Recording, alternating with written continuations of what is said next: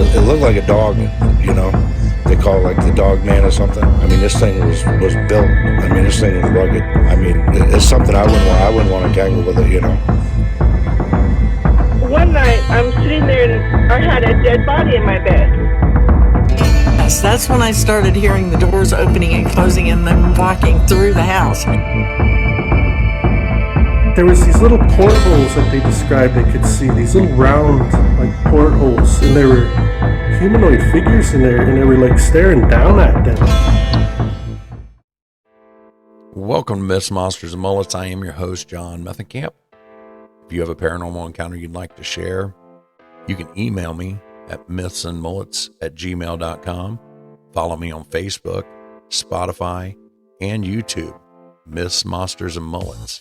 Don't forget to subscribe, follow, like, share, leave a comment, 5-star review, and that's the best way to grow the show.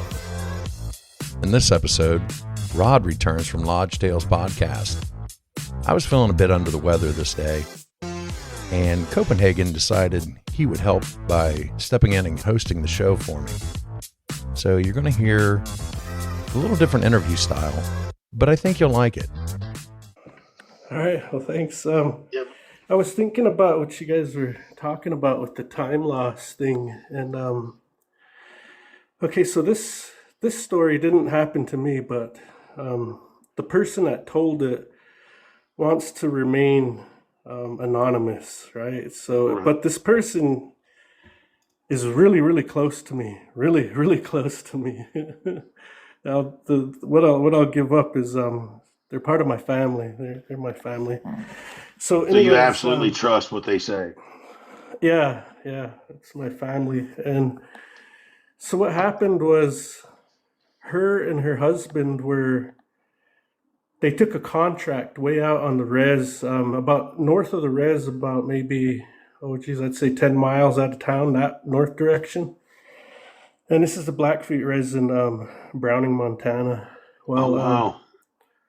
As they're doing this contract, what it is they have to, I want to say they had to do a little bit of trim work and then some painting, and that's what they had to do. So what they were going to do is just stay out there in the place. It was warm enough, so they were just going to basically camp out there. And so this this is really strange what went down there. So the first night, they did as much work as they could, and they go to sleep. And what she remembers is waking up, and here's these big, tall figures in the room. And her husband had woken up before her, and he was telling her, just listen to what they have to say, and just go with them. Don't fight. Don't resist, or it'll be okay. And so she just remembers these big, tall things, right?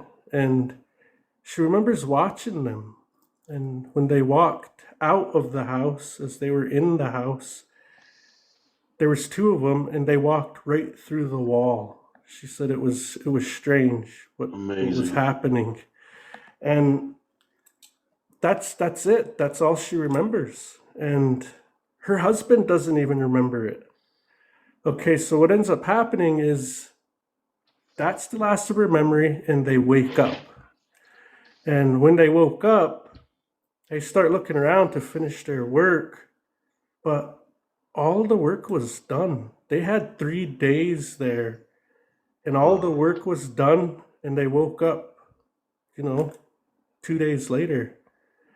And Whoa. They couldn't understand, like, what the hell happened. Like, they don't remember doing any of the work, but it was all done.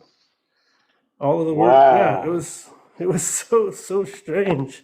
Like Santa's alien little helpers, but the tall, big ones, Yeah, I have no idea what it was. I suspect it was those star people. And That's why what did it they sounds do that? like to me. Yeah, and like, why did they do that to them? I have no idea. But these two people have seen things too. Like the husband was skeptic. He didn't really, believe too much at first. And Yeah. one day he used to work at our community college, and they were sitting outside one day waiting for like some, I don't remember what it was, like the meeting to start or something. But she was just going to wait out in the car for him. While they were sitting there waiting, she looks up and she sees this cigar shaped thing. She said it just looked like silver, really, really fine silver, like really shiny. And it was cigar shaped, and it was just kind of hovering there. But anyways, as she gets his attention, look at that, and he looks up and he sees it too. And before long, it just shoots straight in the air, just straight up, Yeah. and it was gone. They both seen it. So, anyways, they always see stuff like that, and it's And that's always kind of on the odd. reservation.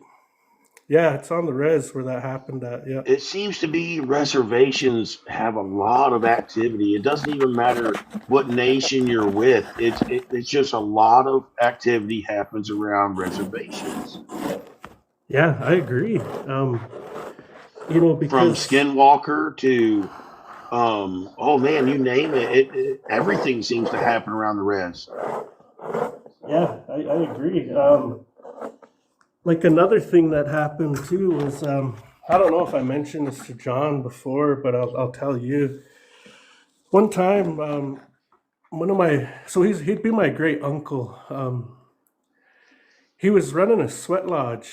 He was one of the spiritual leaders of our tribe, and he passed on in the early 2000s. But one time they were out there. My aunt was there, and she was like my other mother. She really had a big influence in my life. She took care of me. I lived with her for a while.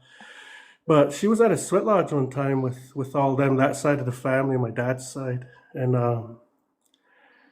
everybody that was out during the break, because you have 4 rounds and you'll have a break between each round of the sweat lodge, and you got to go back in and close the door again. And they have fire keepers, like the people that watch the rocks, to make sure that they're not going to go cold or anything. And during one of those breaks, everybody got scared and kind of rushed back in, and they told the old man, they said, there's something in the air above us. And they were all looking out at it, and there was these little portholes that they described they could see, these little round like portholes, and there were humanoid figures in there, and they were like staring down at them. In the And the sky. old man, yeah, right above the sweat lodge. I've heard of a story like this before. Yeah, when the old man crawled out to look, and he said, "Oh, don't worry about them." He said they're just curious. They're like us. He said they just want to see what we're doing down here. Isn't He that said, amazing? yeah, he said in the old days, he said he said basically a treaty with them. They would interact with us a lot. He says, but don't worry, they're not going to harm you. They're not. That's not what they're here for. They're just curious. And so that planted a seed in my mind. And I've always thought, see, because I've never experienced anything with them. I've never even seen anything in the sky, nothing. So, but my brother has, and other people in my family have. And so I've always thought that they were curious about us. And I got to think, like, why are they so curious about this? And it makes me think, well, they must be so advanced technologically with the physical world, like they can do all these things like travel and, do all these things, that maybe the ultimate frontier to them is spirituality. Maybe they don't know that yet. Maybe Right. that's why they're so fascinated with how, because, I'm not trying to toot my own horn or act egotistical or anything like that. Far from it. Right. I got to kind of preface that. But Native Americans, I can only go off of my experience with my tribe. All of us that have these spiritual ways and still have our ceremonies and our songs, and they weren't erased, we have a deep connection with the spirit world. There's no doubt about that, brother. You are not bragging when you say that. I think everyone knows that. Honestly. Yeah, and that's why I think they want to know these things, because the things that we call medicine, other people call miracles, right? Yeah. And I mean, just to give an example of what medicine is, I'll tell you. So one time, before, I want to say it was sometime after the Europeans came, but it was before we were actually shoved onto our current reservation. Somewhere in that time period, there were these Blackfeet that went out and they were going to go raid, steal horses, something. I don't know what exactly they were up to, but it was a raid they were on. And it didn't go well. These two brothers that went, one of the brothers actually got wounded in the stomach, and he wasn't doing very well. So they end up hiding. They hid in this little rock outcropping, and there was like a little cave in there, and they hid in there during the day. And when they were hiding there, the other brother was so concerned, he didn't really know what to do. So he just went out and he was standing kind of guard, I guess, looking around and making sure everything was okay. But he seen a snake, a rattlesnake. And when he seen it, he reached in his pouch and he gave it some pemmican. He fed it. He just put a pinch down by it, and he just backed off, and he was just feeling generous, kind to them. And as he was standing there, the others said he kind of went into this trance, like he was unresponsive and he was just kind of staring, just absently at nothing. And what he said was, as I was standing there after I fed that snake, I could hear somebody coming, and there was a woman. It was a woman, and she was dressed in buckskin. She was a woman, and she said, "Since you took pity on my people," she said, "I want to help you, and I'm going to show you something, how you can help your brother." And so she showed him how to do this little ceremony, how to do this medicine. And so when he was out of that, he starts scrambling around and he says, "Look, this is what we've got to do to help him. This is what we're going to do." And so they did. He started doing everything he was just shown. And it involved covering up his brother with a hide. And so they did. They covered him up. And he had these, certain things he had to do, like songs. He had to sing this song and had to do it a certain amount of times. And every time he'd do it, it would sound like somebody was coming closer and closer. They could all hear somebody coming. And he told them, "All right, now take that off of him, that hide." So they took it off, and all that was there was just a skeleton.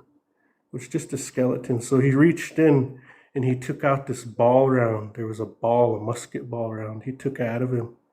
He says, "Now cover him back up." They covered him back up, and he did the same thing again. And when they pulled it off, he was fully, he was there again physically. And there was no wound. There wasn't even a scar. It was totally gone. I love that story. That's so cool. So the last time this happened with that snake medicine was my wife's grandpa. When he was a boy, he seen his grandpa do it, that medicine. He seen him do it. And it was with a person that come down from Canada, because we're right on the border to Canada, Arez, northern Montana. Yep. And as he came, there was somebody that showed up, and they were, same thing, had a wound in their gut like that. And he witnessed that. He was actually the one that had to pull the hide off, because, he was just there and he was available, and it was kind of all of a sudden thing that happened. The guy just showed up, and so he did that. But he was the last one to see that. That medicine since... gone right now. It's not in the family no more. It's not there anymore. But that's so it never got retaught back down to the generations, huh? That particular one didn't. But see, those things like that, they're not gone. They're waiting. They're waiting. Like none of that stuff ever truly goes away. Again? Would you have to wait for that to be taught it again by the woman? Yeah, you would go out and seek it. You would go out and fast, and yeah. And if they decide that you're right for it, that it'll happen. But it's really not up to you, because really what happens there is now I'm going to get spiritual on you. What's really going on is the Great Spirit is ultimately responsible for all of this. It's not the person. It's not even that spirit per se, because even that spirit all comes from, it's a Bastape Yup, or the source of life. They're all from that, which is, the Great Spirit. They're all from that source. So ultimately comes from him. So how it'll come back to the person is if they're out seeking it. You have to look for it. You can't just sit there and expect something to show up. You have to be put out in the right way by somebody that knows how to fast. Makes Put out in the sense. right spot. There are certain rules. This is why we don't like people trying to mimic what we're doing, because it's for their safety. Ultimately, it's for their safety. It's not because we're trying to gatekeep or any of these things. There is some of that does happen, yeah, but it's for a reason. It's usually the safety of the person trying to, I mess totally around with that. understand that. Yeah, because if some of these things that people don't know and they're not raised around it and they don't really know what to expect, it can ruin your life. You can go Mm, insane. You start sure. wondering, am I alive? Is this even real? What's going on? It could like really ruin your life. Yeah, yeah, So yeah. that's why. So, anyways, back to the star people thing. I think that's why they're so curious, because imagine having these vast technologies where you can do all these things, yet you can't do that. Or Right. if you can do it, it's totally different and they don't understand this other way. Or it could be that they're totally spiritually advanced and they're just watching us grow with ours, but they already know how to do that too. I kick those ideas around in my mind, and I don't really know what it is, but there's definitely something there with spirituality and those star people, and I don't know really what it is, but I've it's heard the interesting. star people thing quite a few times, so there has to be something to this. You know. Yeah, I mean, just another story. It's not about the medicine. I was just giving an example of what that is, but another story that's happened to my brother.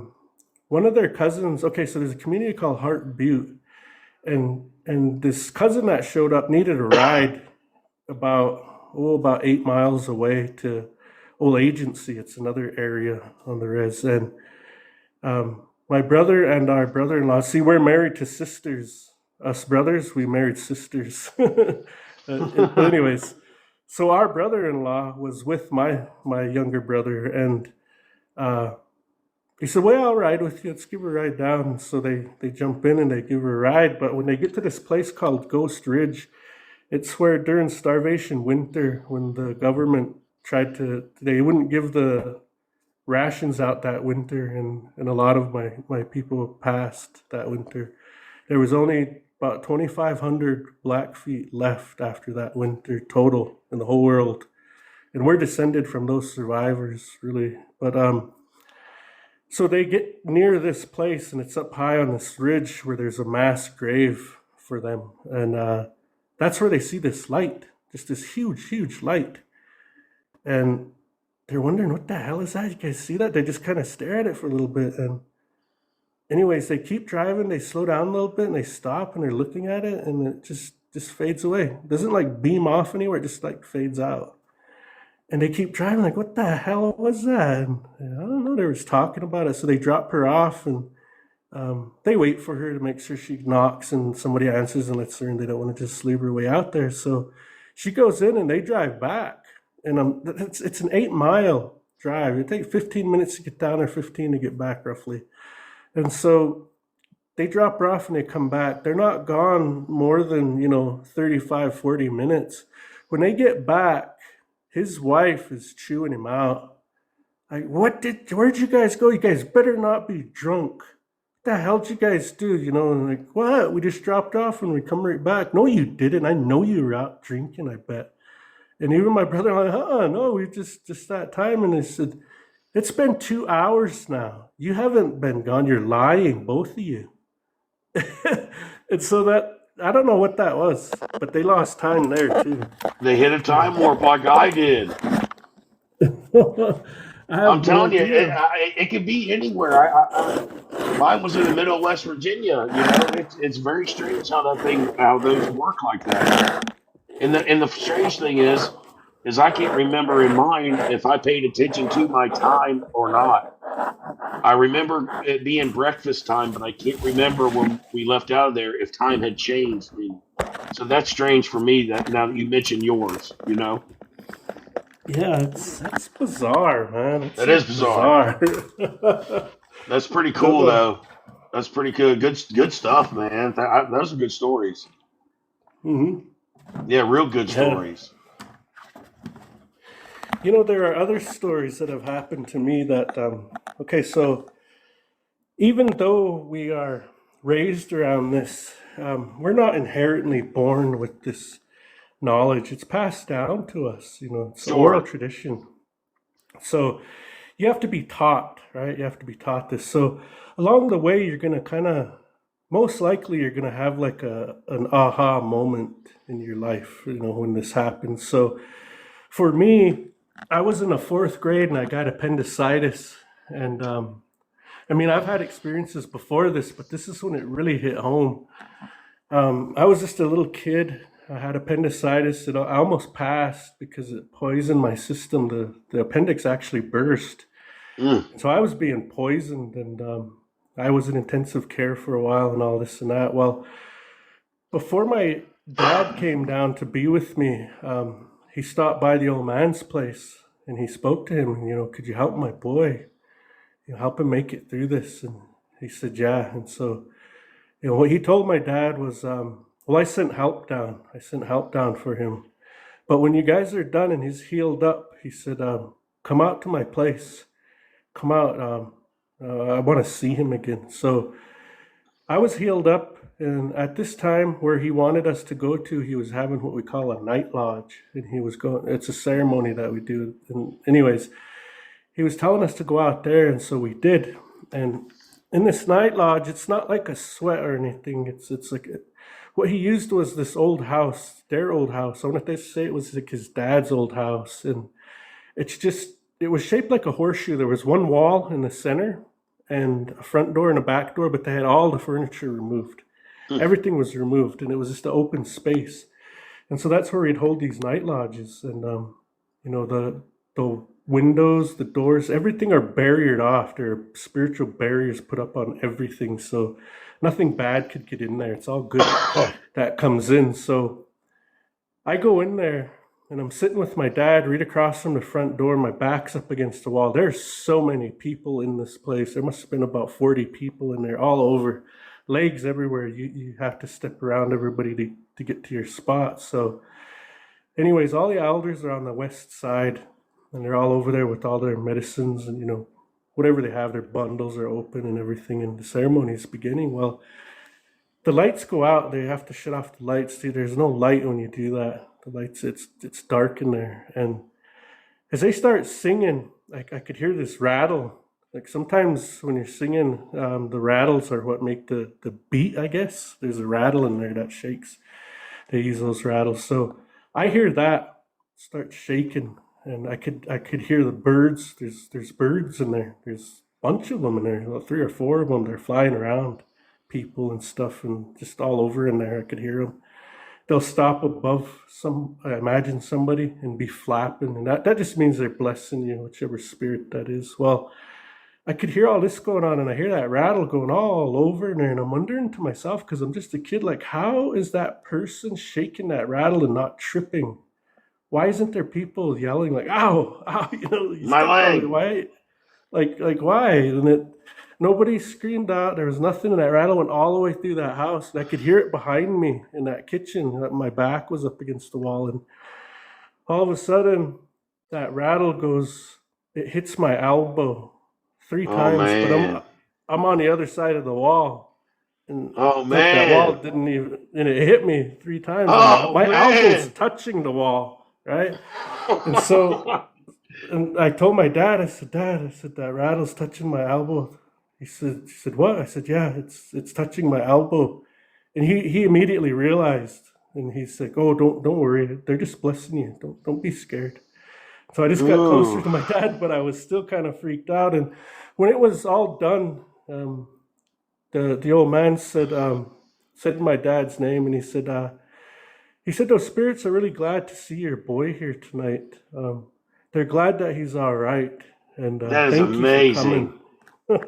So that was you have to have, I guess, seeing is believing type thing when things like that go down. But after that, imagine I'm only in 4th grade, and I got all Yeah. these people around me that know These things are real. So Right. we were blessed that we never had this thing happen where people think you're crazy or they don't believe you, or Oh boy. it's just normal to us. It is what it is. We don't like doubt. If there's the No, kid that's getting haunted or something, we don't tell them, "Oh, it ain't nothing. Just go back to sleep." No, everybody will be in one room. We'll pile everybody in one room and start cleansing the place out. We'll I think take that's that awesome. serious. Yeah, We'll that take I love action. that You know. about the culture. I love that. Yeah, so that was my kind of, I guess, real time where I realized how powerful they are and what they can do to help us, and just the gravity of all of this. Because when you're young, you don't know, like you don't know what's going on or what can happen or anything like that. But No, you can I know, ask you a question? Do you mind if I ask you a sure. question? When it Oh, sure. comes to the good in that, have has it ever been known to be used for bad? Like say Yeah. if your enemy, or you're mad at someone and you want to get vengeance, or I don't really know how they would be used for bad, but can you? And if there's a yes, can you give an example? Well, yeah, it can be used in a bad way, but see, the thing is how it's set up. Our ancestors, man, they were really smart. They were like really, really smart. The way our societies and everything are set up, that surround all this, it's set up to where you learn in your lifetime what to do and what not to do, right? So there's always this I guess foreboding that if you do something like that, it's going to come back on you.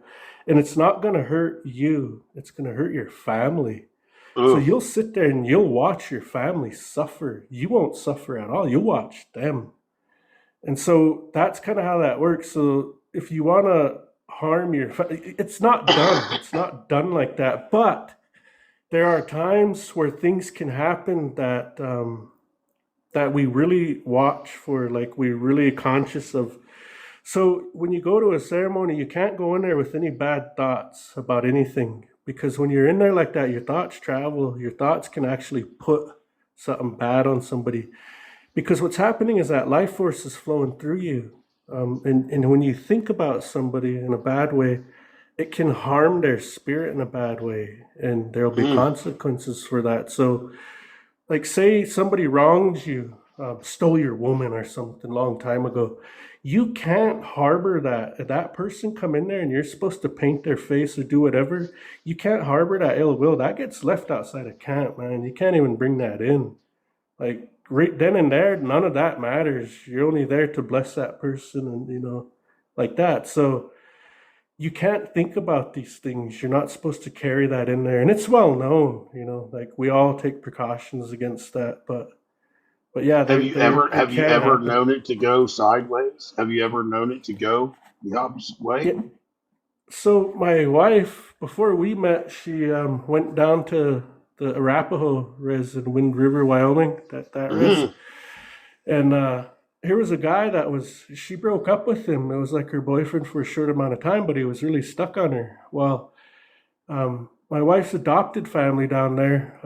See, she went to college with one of these Arapahoes and became really close friends with her. Well, her family's like my wife's adopted family now. They're so close. But they invited her to the Sundance that they had down there. Well, this guy was at that Sundance, and he was thinking really hard about her and not wanting her to leave or leave him, and all that. So when she left, she said it felt like there was a cloud over me or something.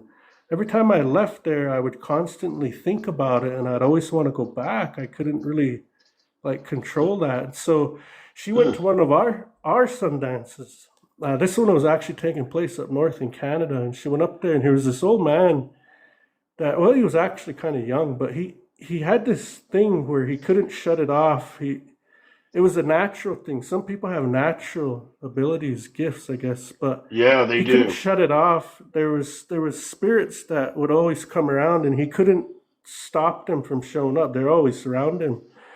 Well, she went to go talk to him, and he looked at her, and they were telling him, what happened with this one, and once he told her, she says it makes sense, and he ended up taking that off of her, and I guess I could tell you what he did.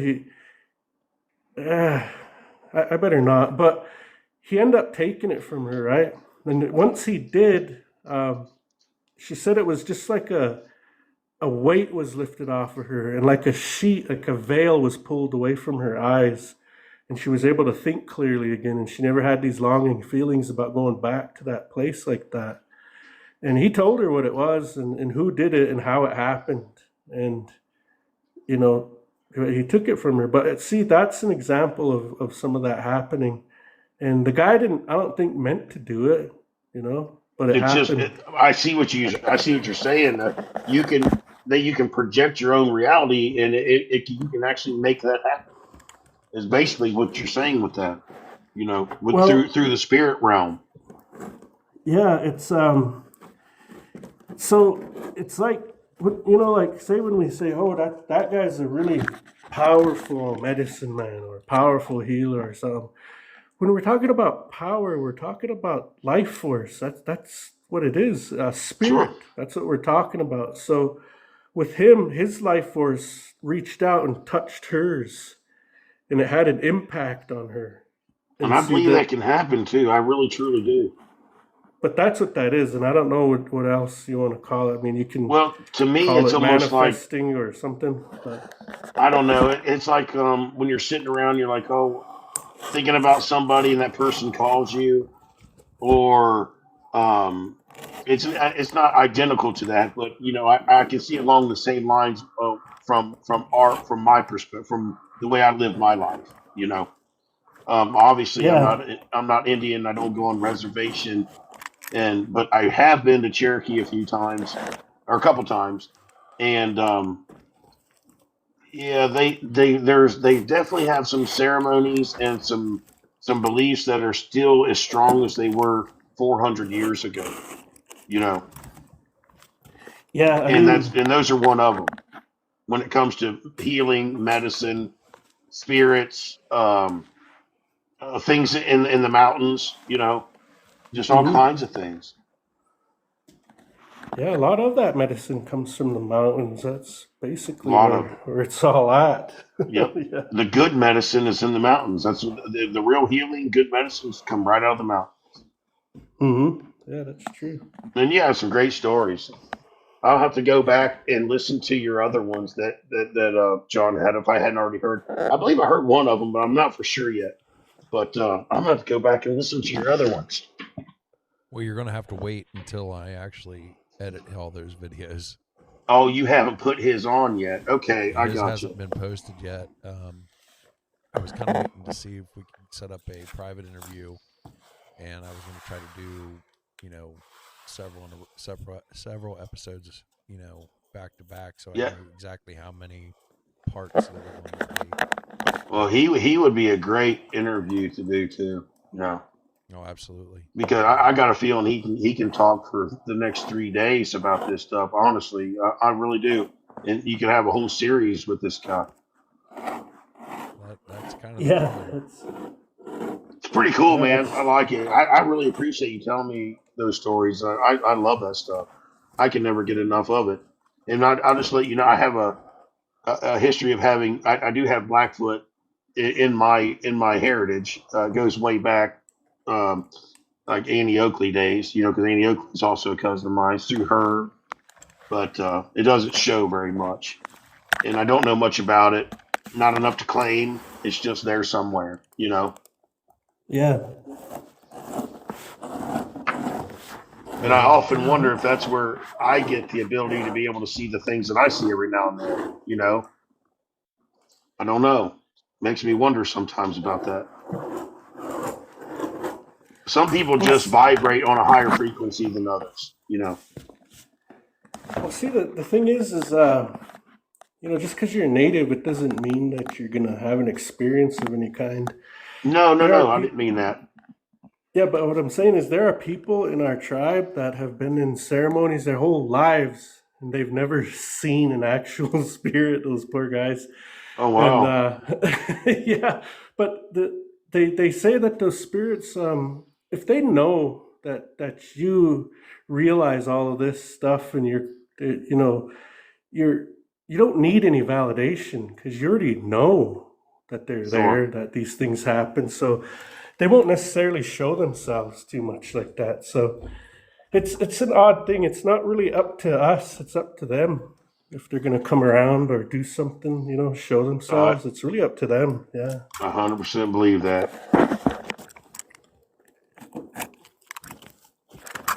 But yeah, Man, I do. I can go on and on with more stories and stuff. Let's see. I like the reservation stories and stuff only because there's a lot of, like I said, there's a lot of things that happen around reservations. Reservations, big ranches, anywhere where there was a lot of Native American activity.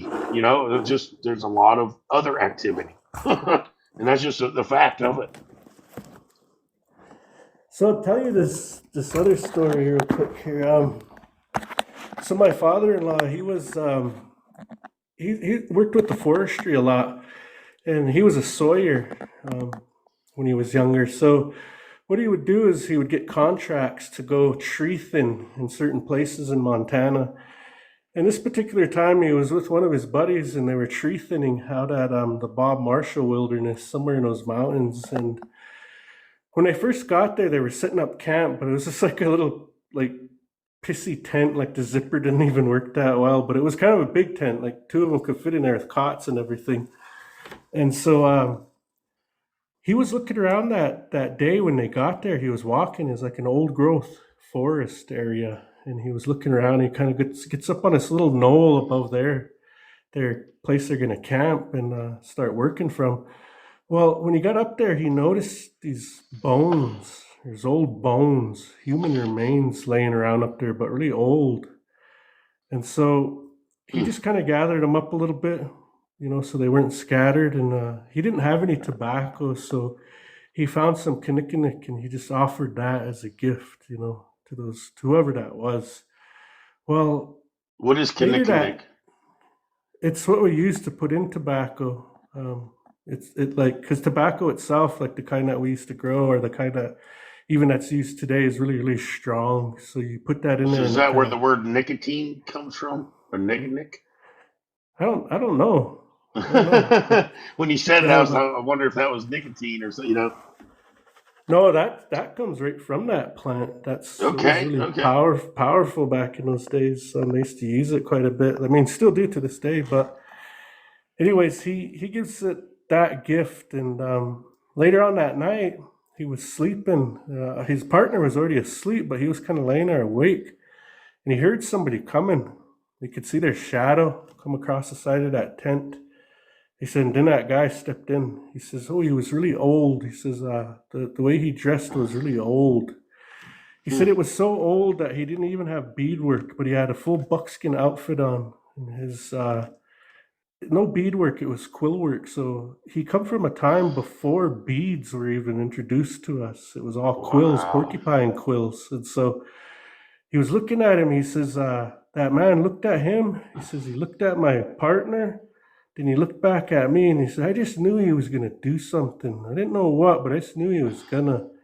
He says, then he jumped. He jumped from that door all the way onto me. And he started trying to hold me down. And he said, I was struggling. He said, and he says, I remember my elders told me, if something bad tries to do that to you, he says, just hold them. Hold on to him and wait until the sun comes. And if you drag them into the sun, the sun will take them and they can't do anything. Any bad they're trying to do, it won't work. And so that's what he did. He battled this thing. And he said, oh man, he says, when I was holding it, he said, as I was telling it, he says, I'm gonna hold you here until the sun comes up and the creator's gonna take you. He says, you ain't gonna harm us. And that guy really start fighting. He says, man, he'd almost get away from me, but I just kept holding him. And he said, he'd almost get away. And he said, finally, next thing you know, he says, I woke up. He said, that was actually a dream. He says, and I was looking at my partner, and my partner was already awake, and he was just sitting there staring at me. And he says, hey, man, he says, he started telling him, he said, hey, man, I had a really crazy dream last night. And he started telling him about it. And his partner says, oh, he says, I don't know if that was a dream. He says, I was laying here because I heard you, moaning and kind of struggling. And so I started looking at you. I sat up, and he says, man, you would just come about 3 or 4 feet off that bed straight in the air, and you'd land again. Then it would happen again and again. He says, he says, why did you wake me up? He says, I don't know. He says, I was told never to wake somebody up when they're having a dream like that. He said, I just sat here. And he says, Wow. no, yeah, but That's man, amazing. that was bothering him in his dream. I couldn't imagine being the guy on the other side watching this happen. Yeah. That is amazing. And for him to wake up and to have this whole battle and to remember every bit of it because it actually happened to him, that's really cool. Great story, man. Jeez, you're gonna have to. John's gonna do a series with you. I can feel it. It's gonna be a good one. John's methodical. He'll put it together in a way that it'll come out, like a really cool story. Well, you made the night tonight. I really appreciate you coming in. I was stressing taking on John's job tonight because I didn't want to be the only one to come in that we don't get one person. I'm glad you came in and told your stories. That was nice. Yeah, no, I like these lives that John does here. So Me too. kind of right up my alley. So I like that. Yeah, well, thanks for that. And yeah, like I said, I'll probably jump down. I'm actually at work trying to pad this house. I hear you doing something. Yeah. So I better get Well, back. we definitely appreciate you, man. I appreciate you a lot. I know John does, even more than I do. So. Absolutely. All right. Well, thanks, Copenhagen, John. I'll see you guys. I'm going to give you a follow, partner, and hopefully we see you next time. Yeah. All right. Well, thanks, and we'll see you. Thank you, brother. Good night. And that's it for tonight. I'd like to thank Copenhagen for stepping in while I was sick to be host, and Rod for coming in once again to be a guest. Be looking out for part 3 of Lodge Tales podcast on Myths, Monsters, and Mullets. Good night, everyone.